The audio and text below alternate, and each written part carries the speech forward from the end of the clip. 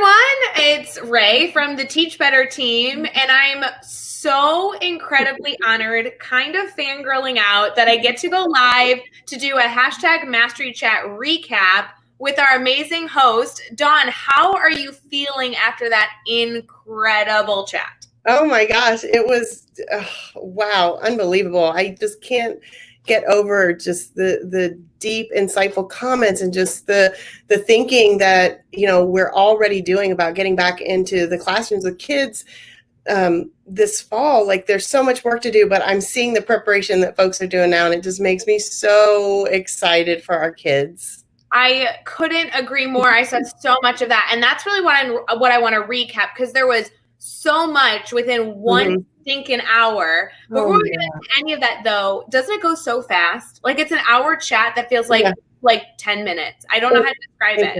It does. I agree. It did go really quickly, and just trying to there was just so much. I'm just so proud of all the work that everyone is doing, and just seeing just all of the work that everyone, in everywhere is doing to foster this anti-racism and equity work. It's all showing through, and I'm so grateful. And there were people in there from everywhere. Like, when people were popping in right off the bat, it was like instantaneous. It was like different states, different countries, so much. We do have people coming in now. Brad's already talking about how it was so good. I love it. Before we get into kind of the chat topic and everything else, because we have so much we want to talk through, Dawn, would you do me a favor? If people are not connected to you, which, by the way, they should be, and they're going to go connect with you now, but if they don't know everything about you, especially you have released big news recently, you literally are all over the place, but will you tell us a little bit about yourself, what you do in education, and kind of just cool things you're involved in? Absolutely, yeah. So, well, really, I'm just a 7 to 12 English language arts educator. Right now, I'm teaching 9th and 10th graders this fall. I'll be with some gifted 9th graders and sophomores. I've taught the junior high level. I've actually taught every grade from 7 to 12. It's pretty exciting. I like it. I do miss my middle grades, but I'm actually enjoying being back in high school again. I'm also an associate professor of teacher education at our university here, local university, Wright State, in the Dayton area. So I do spend a considerable amount of time with pre-service teachers, which I really enjoy a lot. Yes. Okay, wait. So I know we have to talk about Mastery Chat, but I think it's so great that you get to work with students by day, right? You've had all this different experience. I love my middle school kids. High school would terrify me. Bless you for teaching high school. But then also you're working with future educators, and you can do that sometimes depending on your schedule all in one day, which gives you such great perspective that you're able to then bring to your professional learning network to help others learn, which is beautiful. Yeah, it's really exciting. This fall is going to be unique too, because our campus is pretty much virtual with the pandemic and everything. So I'm actually teaching a communication arts for educators course, and it'll be interesting to teach educators to communicate virtually, right? And to evaluate and assess virtually, because that's what we're doing. So it's really going to be a great experience for them. So Juan, I bet we could talk about this for hours, because literally, I mean, that's kind of what we did tonight, right? You were talking about like typing to each other communication. Now we're live on camera on like 5 different platforms. I mean, there's so much we could dive into. But you already are getting so many comments saying that you did an amazing job. It was a great chat. Everybody loved it. Will you do me a favor? When we do this recap, it's kind of beautiful because we're streaming to 2 different spots on Facebook, YouTube, Twitter, and Twitch. So if they're watching on any of those platforms that isn't Twitter, they may not have actually participated in the chat. Maybe they did, but maybe not. And so this is a great place to like pull in those highlights, talk about the topic and all these things in between. So will you do a little summary for us? What was the topic, and what made you choose this as your focus for tonight to bring to the Teach Better family for Mastery Chat? Yeah, sure. So the topic was overcoming obstacles in bringing anti-racism education to the classroom. And it was important for me to focus on this topic tonight because educators, we know already it's difficult work, right? Just doing the prep work. I saw a lot of comments in the chat tonight about like, I'm not, there's still things I don't know, or, I promise to be honest and transparent and all those things that are important, but I'm still learning, right? And it's good that we're there and we understand that. We just have to be prepared that when we go in the classroom, right? It's kind of like we go all the way back to when we were brand new teachers and we had, our best laid plans, right? We knew what was going to happen and we had everything set. And then we go in and we're like, oh, it didn't go the way I wanted it to. What do I do now? And I've heard those stories. I've actually been involved in some of those myself where, I'm trying to get a point across, something even I'm really passionate about. And it kind of goes flat. And this can be, we don't want to go flat on this work. It's okay if we do, but the best thing, and I saw this a lot, and I think it was Punk Rock Classrooms was talking about how important it was to just work on building those relationships and trust and honesty with students. I saw Dustin Pearson was talking about community building and how important it is to just build communities in the classroom. And we've got to focus on something very important. We start thinking about setbacks and overcoming obstacles, not just the student to teacher relationship, but what kind of culture are you building student to student, and empathy and understanding and those kinds of things. It's going to be really important. But yeah, we have to tackle these ahead of time, focusing in on the fact that there are going to be obstacles that we have to work to overcome. Right. And it's interesting because I think this idea is something that I continue to see all over my news feed. It's been brought up in other chats. But what I loved about the chat today was we really saw a lot of like very tactical takeaways. Like, I'm going to do this. I'm going to implement this to ensure that we're serving our students the best way possible. So when you designed your questions, I think there were 6. Was there 7 questions? There were 7, yes. 7 questions. Okay, 7 questions total, including then the intro. So, oh my gosh, so many. There was so much engagement. It was so busy. But as you were designing these questions, was there any one, and I know it's probably hard to pick one, but any one that you were like, I can't wait to see what this answer turns out, or one that you asked and actually sparked a lot of conversation that surprised you? Yeah, I think question number 5 was probably the one that really resonated. Well, actually, I know it resonated with a lot of folks. For me, I was excited to write the question. The question 5 asks, what is really the impact of your race on you teaching anti-racism, you being an educator? That question matters immensely. It matters because, if you're a white teacher teaching white students or white teacher teaching Black students or vice versa, there are implications, right, that we have to consider, like what is going to be, how's my message going to resonate with students? And, this is an important topic to explore, because as a Black teacher looking out in my school district at a sea of white faces, that I love deeply and they love me. And I've known some of them for many years from junior high school. It sometimes, like I worry, is my message getting across? I love them. They love me. We have a beautiful relationship. But when I say things to them about, racism and what's going on, what I'm telling them is sometimes, at odds with beliefs and value systems that are present. And that's everywhere. Every teacher has to think about that. So we have to think about who we are as the educator and the message we're getting across. I said this was exciting, Ray, when I was thinking about this question last week in Dr. Bertrand's equity session in the networking event. By the way, I love her. She is amazing. I know. She's amazing. Oh my God, such a fan. Yeah, we were talking about what at the end, kind of what are some things that we really need to do and focus on. And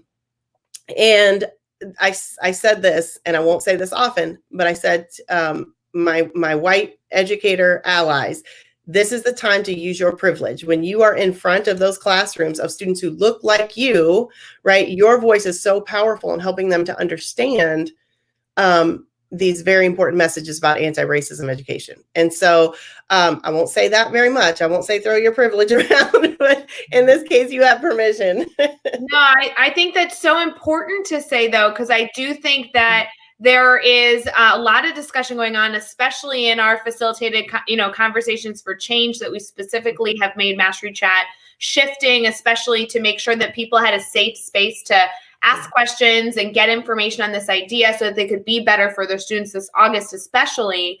That has been a question that I've seen people asking of, can I talk about this? Is it okay for me to say these things? And I think that it's important that we start talking to white educators saying, it's okay. Your voice is important. You need to continue the conversation, because I have said this. I know Tracy Browder's listening in. We've had I see her over there. I see you. We've had this conversation so much. I keep telling her, I was like, it makes me nervous that I'm not hearing this conversation anymore. It was so loud for a few weeks. Yeah. It was so impactful, and it filled every social media and news outlet.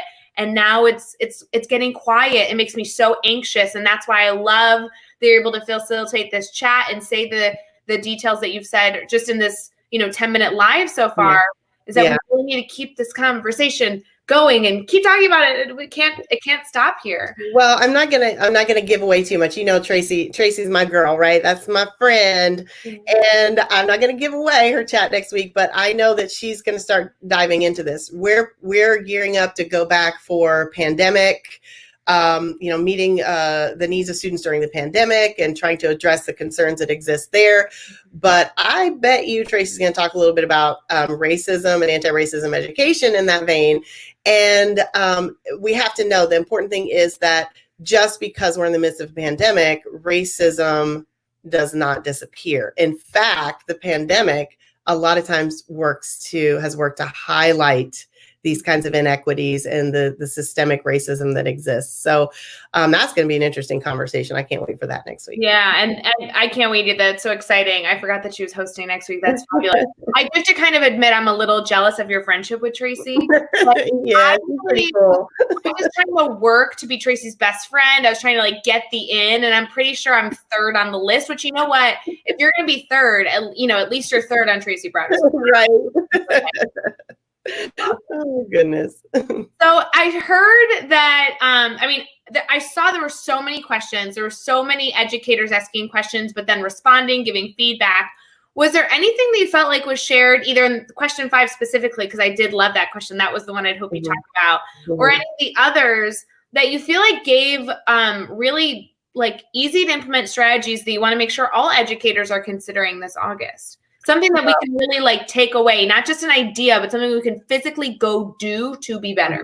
Yeah, I like that. I think really digging into that last piece about what is the mission, right? We need to go back to our buildings, and despite what we're doing individually in our classrooms, have a collective vision, mission of what we want carrying out anti-racism education to look like in our schools. And it should feel like something. It should sound like something. What is the language of anti-racism education? How do I feel when I'm in my classroom learning about it, or when I'm in my classroom teaching it? And we have to start there. It's like anything else. We build a lesson plan, we start with the objectives, right? What are we trying to accomplish? We have to do that same thing with anti-racism education. And it's been amazing just being in the conversations and other chats with administrators and teachers, and really seeing them thinking ahead to the work that they want to do. And I really think that's the most important thing, is if teachers for their own classrooms, or if administrators haven't done it yet with their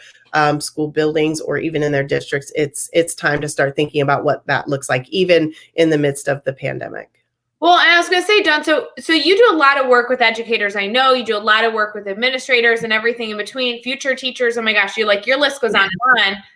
But is this something that needs to be addressed at that first Institute Day when we're welcome back into schools? I'm hearing administrators say, yeah, we're going to talk about our new COVID plan. We're going to talk about safety. We're going to talk about these things. Does this need to be at the forefront of the conversations at the kickoff event, at the beginning of August, whenever the district starts? Yeah, I do. I think that goes without saying, that we absolutely need to be focused on that. However, right, what we've got to consider is two things. We have a lot of educators out there that haven't even started to do the work at all, right? They just are not in the conversation, for whatever reason. And we have a lot of educators who are really frightened about a lot of things as it pertains to their kids' health and their own health and the future of school. It cannot be let go, right? We've got to keep it in the forefront of conversation. So maybe the conversation at the beginning of the year is, hey, you know what? We have a lot to tackle. This is something that we need to get in, right? We all need to be thinking about this and working together to kind of develop that plan. What can administrators do now, or even teams of teachers do now to assemble themselves in maybe small groups? Tracy and I, we work with Grit Crew EDU, and our hashtag is kind of caught fire a little bit, working with the Lead Lab chat and Beth Hope and Shelley Burgess. It's been really great getting people on board with that. But if you don't have the support of the administration, it doesn't mean that you can't do it yourself, right? Teachers are so resourceful, and if you want to get something done, right, ask a teacher. And so I think we just need to start there. Don't be intimidated by the fact if you come back to school, your administrator isn't talking about it. It's okay. You can still do the work. I completely agree, Dawn. I think that's so important to highlight.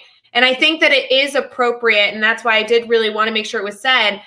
Of course, it shouldn't need to be said, because this should be something that's at the top of everyone's mind, and we need to continue to do the work.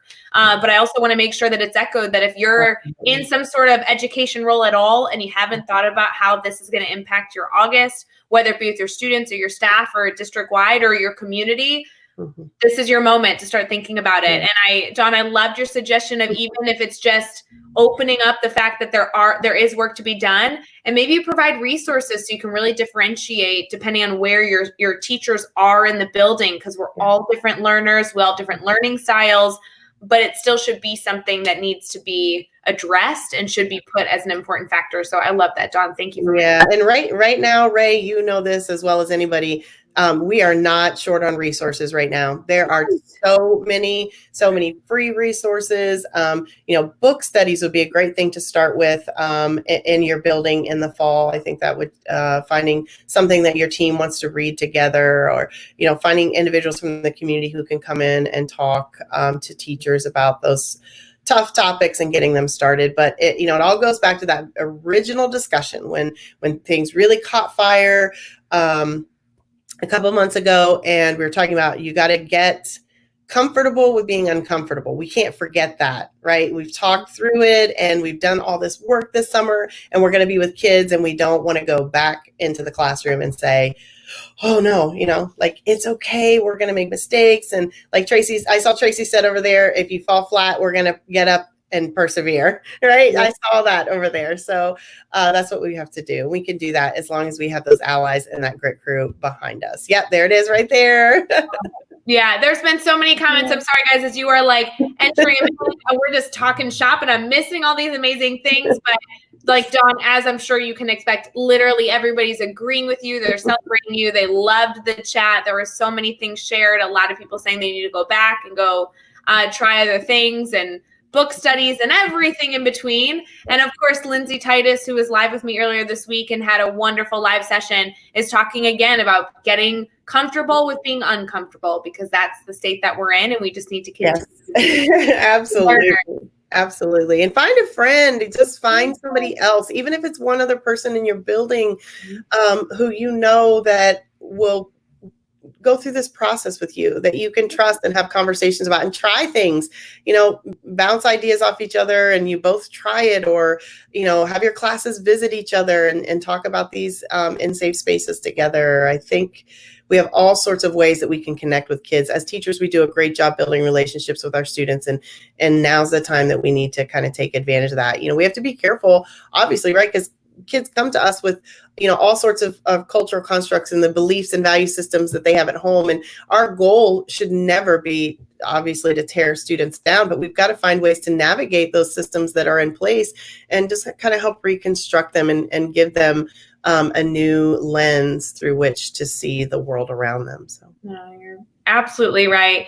Dawn, I have a few other things I want to chat with you about before we end our recap. I do want to ask you, and I love asking people this at the end of Mastery Chat, because I feel like every time we host a Twitter chat, we put a lot of preparation in, we change our wording, we get the perfect 7 questions that we can possibly curate, and then we push them out to our network. And it's amazing to see how people respond. It's like a super quick hour, and you just hope that you are able to facilitate as much conversation as possible. But there's always something that you want everybody involved to at least walk away with?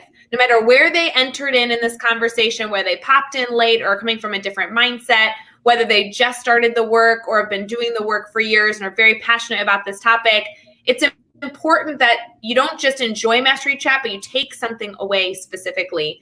What would that have been for you for this chat? I think for me, the takeaway is that I see, so this is for the people who have been doing the work, and then for the people who have not quite yet, begun the journey, is looking within yourself, right? You have to be able to take a minute and look inside and say, what am I really feeling about the current situation, the current environment? When I think about race and racism as a white person or a Black person, and Charles Williams and I, we were chatting about the fact that we're both biracial, but at the end of the day, we're Black, right? And when we think about it, we have these dual lenses through which we can see things, but at the same time, we still are people of color. But we have to be able to look at how we perceive this situation, this current environment, and deal with that, right?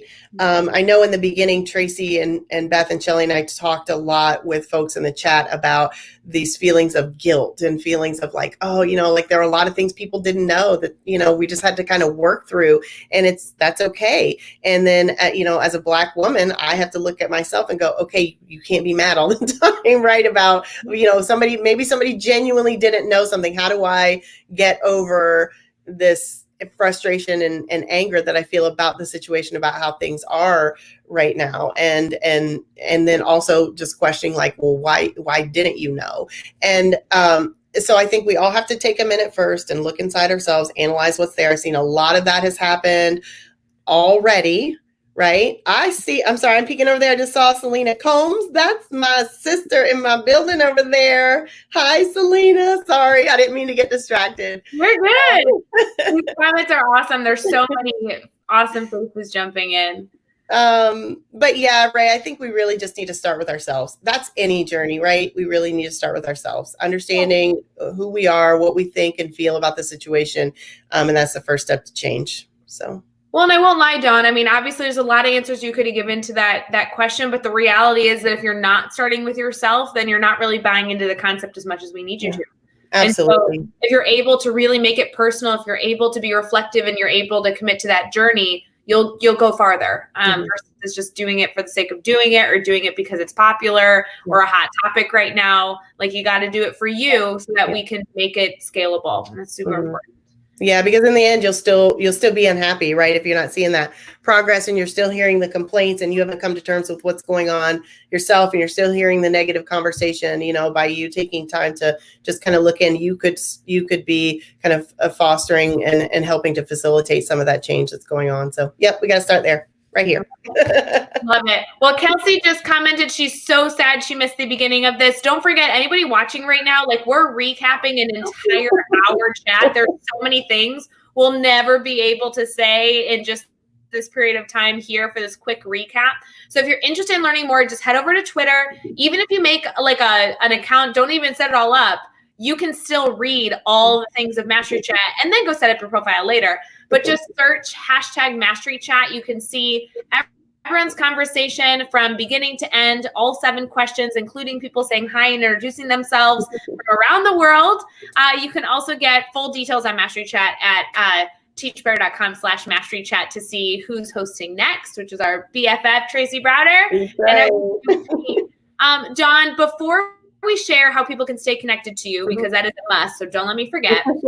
You announced that you're working on a book, and I just want to know, would you mind sharing? Because I would love for people to have it kind of like in the back of their mind to keep their eyes out when you have a launch date. Yeah. Oh my gosh, it's so exciting. I've been working. I know. I'm like, I can't even believe it. I've been working on the writing. I said when we left from school back in March, when we left for the pandemic and we were remote teaching under quarantine, I said, I've got to take advantage of this time, right? I think a lot of people felt like, let's not come out of this with nothing.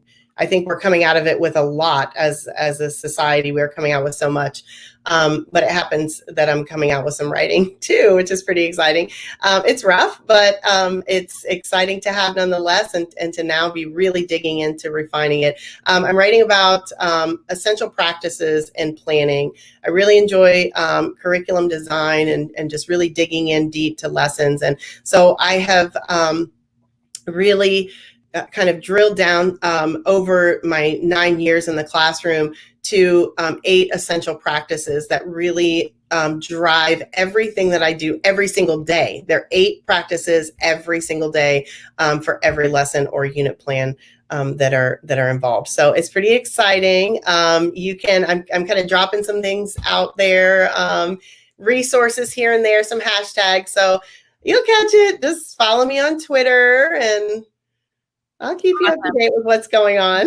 Well, obviously, we all love DBC. We're so glad that you're publishing with them, and I can't wait to see what we come up with. That will be so stinking exciting. Before we end our recap today, would you mind sharing with everyone how they can stay connected to you? So obviously, this was on Twitter, so I'd love to hear you share your handle again for people who may not be connected to you yet and will be super soon, but also like anything else that they can do. Yeah, so right now, I mean, I'm on Twitter. It's kind of a funny, I'll just tell you a really quick story, Ray. I've been on Twitter. If you look at my Twitter profile, it's at DHarrisEDS. I've been on Twitter since about, I think it says like 2014 maybe, but I haven't been on Twitter only since like this past April or something. So, you know, if somebody's ever scrolling through my profile, they'll see like nothing for like 6 years.